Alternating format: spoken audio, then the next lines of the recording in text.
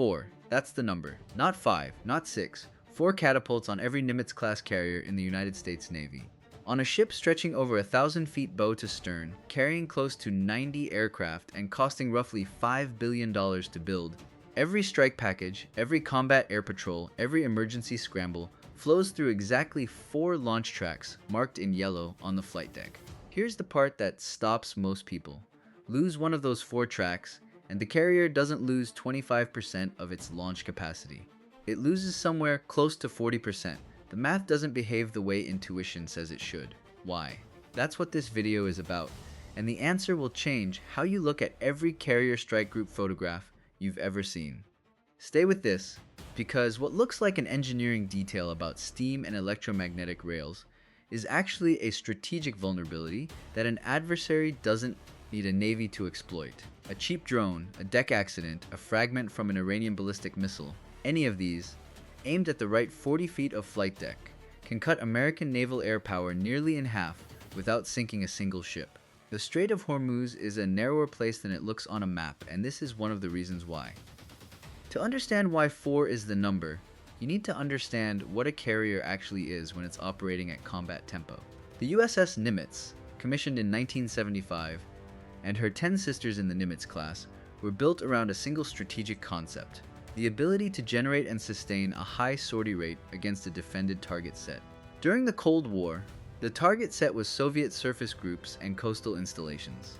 Today it's a more distributed threat: Houthi launch sites in Yemen, Irg-C fast boat concentrations near the Strait of Hormuz, shore-based anti-ship missile batteries, and the swarms of Shahed 136 drones that have become the signature weapon of Iranian proxy warfare. The mission has evolved, the deck has not. A Nimitz-class carrier's flight deck covers roughly 4.5 acres, about 3 American football fields end to end. On that deck, at any given moment during flight operations, you may have aircraft being fueled and armed in the waist, aircraft taxiing toward bow catapults, aircraft in the landing pattern overhead, aircraft just clearing the wires on the angled landing strip, and deck crews in color-coded jerseys managing all of it simultaneously. Yellow jerseys guide aircraft. Red jerseys handle weapons and explosives. Green jerseys operate the catapults and arresting gear. Purple jerseys the grapes fuel. It is organized chaos, and the tempo of that chaos is set almost entirely by the 4 launch points. Catapult 1 and 2 on the bow, Catapult 3 and 4 on the angled deck on the port side. Those 4 tracks are not placed randomly. Their geometry is the key to everything. The 2 bow catapults, C1 and C2, launch aircraft forward over the bow, into the wind. The 2 waist catapults, C3 and C4, launch off the angled deck at roughly 9 degrees to port. That 9-degree angle is itself the result of a 1950s British innovation that transformed carrier aviation. By canting the landing area away from the parking and launch area forward, the Royal Navy solved the problem of a bolter, a missed wire trap, sending an aircraft straight into parked planes. An FCA-18 Super Hornet that misses all 4 arresting wires simply flies off the angled deck back into the air, climbs away, and rejoins the pattern. Nobody dies, no aircraft stack is destroyed. The angled deck made sustained high-tempo operations survivable. But that same angle creates the geometric conflict at the heart of today's paradox. The angled landing strip and the waist catapults share overlapping real estate. When an aircraft is on final approach to land, 3-wire, full engagement, the waist catapults are in the recovery corridor. You cannot fire C3 or C4 while a recovery is in progress. The geometry forbids it. This means that in a combined launch and recover cycle, which is exactly what happens during sustained flight ops, the 4 catapults don't all fire simultaneously. They operate in a carefully choreographed sequence around the landing cycle. The standard cycle runs roughly 90 seconds to 2 minutes for a full recovery pass. During that window, C3 and C4 are locked. C1 and C2 on the bow can still fire, and do, but the maximum instantaneous launch rate of all 4 combined, in an ideal sustained cycle, is approximately 4 aircraft per minute at peak. In practice, with taxiing delays, mechanical checks, and the need to sequence different aircraft types, an EA-18G Growler electronic warfare aircraft needs different deck handling than an FCA-18E strike jet. The realistic sustained rate runs closer to 1 launch every 45 to 60 seconds, or roughly 1 to 1.5 sorties per minute, across all 4 catapults simultaneously. Over a 12-hour flight ops period, That translates to a maximum of around 120 to 150 sorties per day for a fully operational carrier air wing. Now remove one catapult. Say C4, the aft waist track, goes down for maintenance or takes fragment damage. You still have 3 tracks. Intuition says you have 75% of your launch capacity. The math says otherwise, and this is where the paradox lives. Here's the problem that 3 catapults creates. With C3 and C4 both operational, the carrier can stagger waist launches. One fires while the other cycles. With only C3 remaining on the waist, every launch from the angled deck now competes with the same cycle time on a single track. The bow catapults are less affected, but the waist is where much of the sequencing flexibility lives, particularly for the heavier aircraft. The E-2D Advanced Hawkeye Airborne Early warning plane, which weighs nearly 55,000 pounds fully loaded, almost always uses a waist catapult because the bow tracks have slightly different end speed profiles depending on wind over deck conditions. Lose C4 and the E-2D-Q backs up against C3. That Q backs into the strike package sequencing. The strike package delays push back the entire cycle. The specific geometry of 3 versus 4 also creates what deck operations planners call a conflict interval, a period in the recovery launch cycle where no waist launch is possible at all, which now lasts longer per unit time because there's no second waist track to absorb the gap. Studies of carrier air wing exercise data, including analysis published in Proceedings of the Naval Institute, indicate that the effective sortie rate with 3 operational catapults falls not to 75%, but to somewhere between 60 and 65% of the 4 catapult baseline. That's a reduction of 35 to 40% in daily sortie generation, from a nominal 120 to 150 sorties down to roughly 75 to 95. In a high-tempo strike campaign, that difference is not abstract. It is the difference between hitting a Houthi missile storage site at dawn and watching that site disperse its launchers before your second wave arrives. What's most surprising about this isn't just the math. It's that the Navy has known this since the 1960s, has studied it, has accepted it, and has built every carrier since with exactly 4 tracks anyway. Not 5, not 6, 4. That choice is not ignorance. It is the result of a ruthless optimization that traded redundancy for other things: deck space, aircraft parking density, the weight budget of the ship itself. The flight deck of a Nimitz-class carrier is not infinitely expandable. It is the most contested real estate in the United States military. Every square foot used for a 5th catapult track is a square foot taken from the parking area for aircraft, the weapons elevator arrangement, the fuel lines embedded in the deck, the arresting gear cable system, or the maintenance access lanes that keep those 90 aircraft mission capable. A 5th catapult on the current Nimitz-class hull would require a fundamental redesign of the forward or waist deck geometry, displacing an estimated 8 to 12 aircraft parking spots, roughly 10 to 15% of the deck park. On a ship where aircraft density directly translates to strike range and package size, that's not a free trade. It's one expensive constraint buying relief from another expensive constraint. The weight consideration is equally real. Each steam catapult on a Nimitz class, the C-13-1 or C-13-2 model, depending on class variant, weighs on the order of 500 tons fully installed with its below-deck accumulator system, steam supply runs, and hydraulic retraction gear. A 5th catapult and its associated below-deck infrastructure would add weight high in the ship, affecting stability margins. The Nimitz class already has a full load displacement of around 104,000 tons. The design margins for adding major systems above the waterline are not generous, so 4 is not a comfortable surplus above minimum need. 4 is the engineering floor determined by the geometry of the angled deck, dressed up as an allocation. And that floor, it turns out, is also the adversary's ceiling. You don't need to overwhelm 4 catapults. You need to damage 1. This is where the economics become brutal, and the threat picture snaps into focus. The Electromagnetic Aircraft Launch System, EMALS, installed on USS Gerald R. Ford, the lead ship of the new Ford class, is the most expensive catapult upgrade in naval aviation history. Each of the 4 EMALS tracks on Ford cost approximately $900 million to develop and install per unit when fully allocated system costs are included. The total EMALS installation on Ford ran to roughly $3.6 billion, more than the entire construction cost of many destroyer-class warships. EMALS uses a linear induction motor driven by stored electrical energy in a rotating machinery system called the Energy Storage System, or ESS. It launches aircraft more smoothly than steam, reducing peak stress loads on airframes by an estimated 30%, which extends the service life of every FCA-18 Super Hornet and F-35C that uses it, and it is theoretically more precise in delivering end speed across a wider range of aircraft weights, from a light drone to a fully loaded E-2D. But EMALS on Ford has had reliability problems that are directly relevant to the central question of this video. The mean cycles between critical failure, the metric used to measure how often a catapult suffers a failure serious enough to abort or delay a launch sequence, for EMALS on Ford during its early operational period was significantly below Navy requirements. The requirement was 4,166 MexiBF. Early operational testing found numbers closer to 181. That has improved substantially through software updates and hardware modifications as of the mid-2020s, but the baseline reliability gap between a new electromagnetic system and a mature steam catapult, which the Nimitz-class has been refining since the 1950s, remains a real operational consideration. Here's what this tells us about the strategic geometry of carrier vulnerability. The adversary doesn't need a sophisticated anti-ship ballistic missile to degrade American carrier air power. They need to force one catapult offline.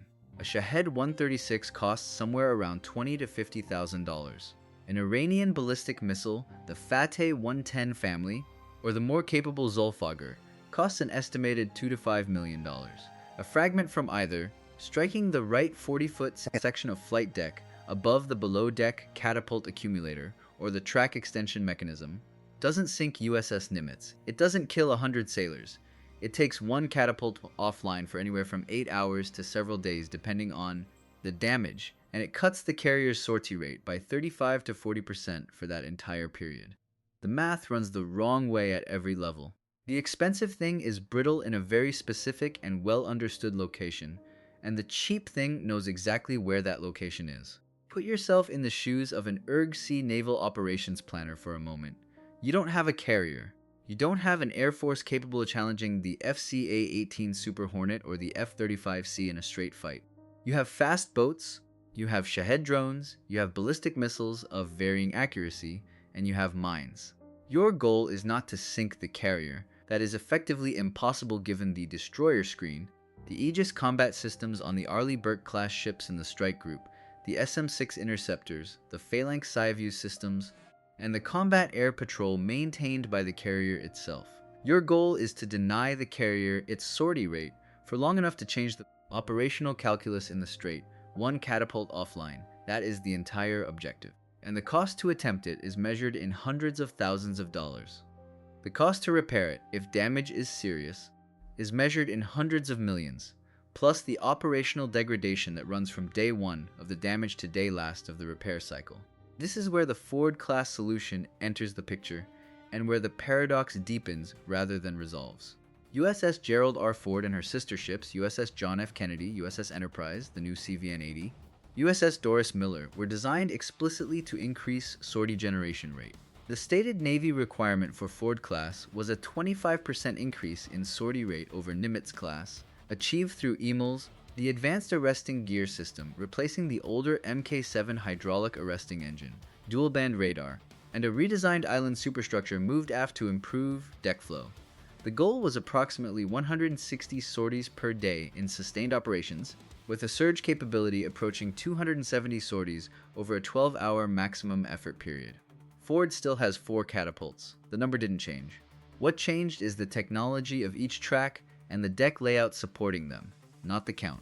The Navy's analysis apparently concluded that 4 optimally designed tracks, supported by improved below-deck logistics and more efficient aircraft handling, could achieve the sortie rate target without the weight, space, and cost penalty of a 5th track. Whether that conclusion holds under combat conditions, with EMALS operating in an electromagnetic environment saturated by adversary jamming, with battle damage, with the wear of sustained high-tempo operations, remains to be tested. What's most surprising about the Ford's development story is not its capabilities. It's the operational tests that revealed a second, less discussed vulnerability. The Advanced Arresting Gear System, AAG, which replaces the arresting cable's hydraulic brake mechanism, suffered early reliability problems comparable to EMALS. The MAC-BF for AAG in early operational testing was measured against a requirement of 16,500 cycles between critical failure. Early results came in closer to 20. A catapult failure and an arresting gear failure simultaneously could theoretically leave Ford unable to launch or recover aircraft at all on the affected sections of deck. That scenario has never happened in operational service. But the engineering architecture that would allow it exists, and any honest assessment of Ford-class risk has to include it. One detail that stuck with me when going through the technical assessments: the Navy's own Director of Operational Test and Evaluation reports for Ford consistently noted that the fundamental sortie generation architecture, 4 launch points, 1 angled deck, 1 recovery path, creates what they term a single-string architecture for several critical functions. Single string means no redundancy. If the string breaks, the capability disappears entirely, not partially. The 4 catapult design is not single string for launch. You have 4 tracks, loss of 1 degrades, but does not eliminate the capability. But the recovery path, the arresting gear system, is essentially single string. There is 1 angled deck, 1 set of 4 wires.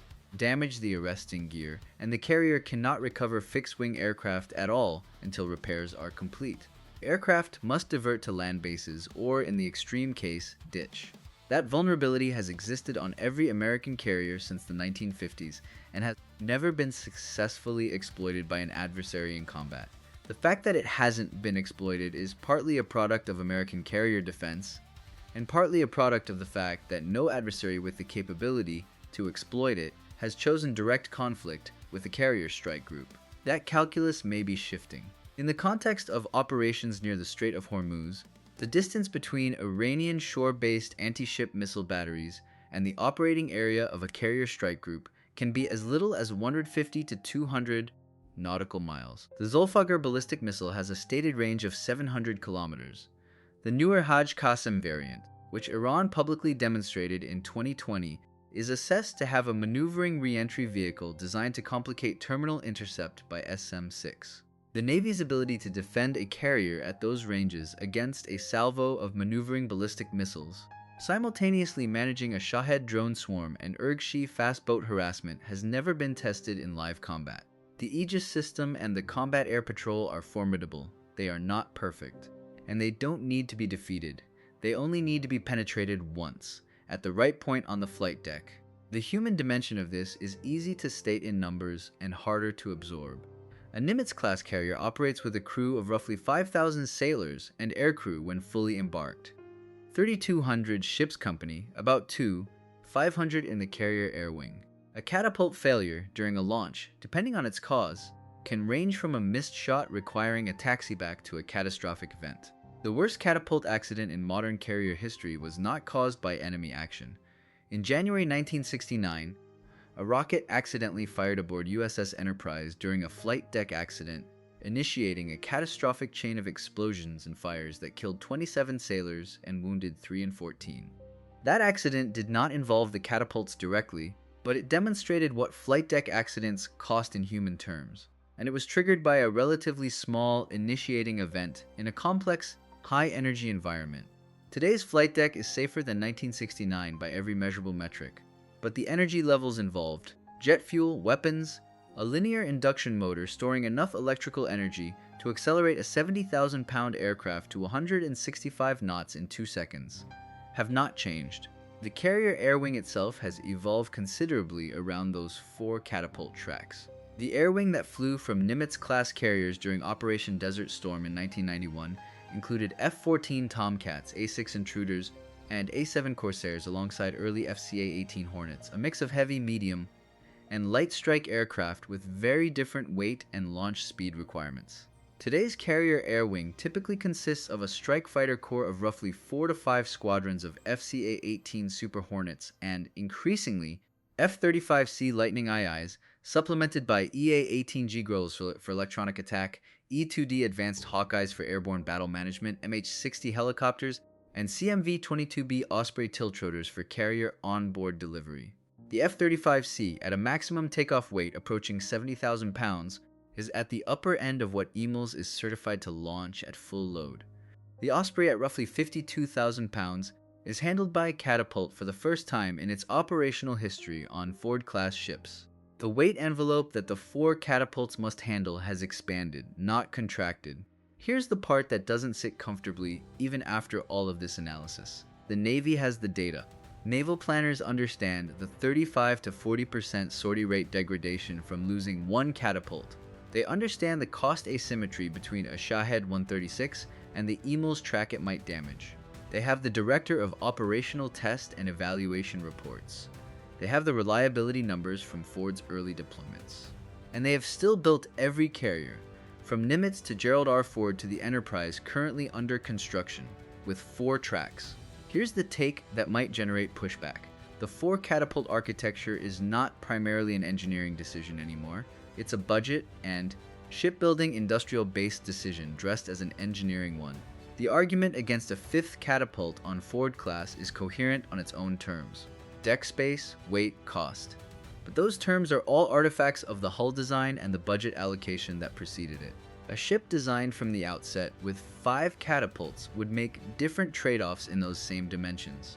The Navy did not seriously pursue a 5 catapult design for CVN-78 or subsequent Ford-class ships because the shipbuilding program was already over budget and over schedule. C-78 Gerald R. Ford was delivered in 2017, 4 years late, at a cost of approximately $13.3 billion against an original estimate of roughly $10.5 billion. And adding a 5th major new technology catapult system to an already troubled new technology program was not a politically survivable decision in the Pentagon's budget process. The 4th catapult is where engineering and institutional risk tolerance intersected, and it stayed there. And honestly, that's not necessarily wrong. A 5th catapult that adds 15% to program cost and is delivered 5 years late during a period when the Navy also needs more destroyers, more submarines, and more mine countermeasures vessels, given the persistent threat of Iranian-laid mines in the Strait of Hormuz. Maybe a worse force structure decision than accepting the 4 catapult vulnerability and investing the marginal budget in better catapult protection, faster repair capabilities, and a deeper magazine of SM-6 and SM-3 interceptors for the strike group's Arleigh Burke-class destroyers. Distributed investment competing against platform optimization? This is a real institutional debate, and neither side is obviously right. What does the math look like when it's actually been tested? The closest modern analog is not a carrier combat operation, it is a maintenance scenario. During USS Harry S. Truman's 2019 deployment, a catapult maintenance issue temporarily reduced the operational carrier to 3 working tracks during a period of flight operations in the Mediterranean. The ship maintained its mission schedule, but the internal sortie generation data from that period, partially disclosed in Navy readiness reports, showed exactly the kind of nonlinear degradation that the engineering models predict. 3 tracks don't give you 3/4 of a carrier, they give you roughly 3/5. The ship completed its mission, but the margin was noted.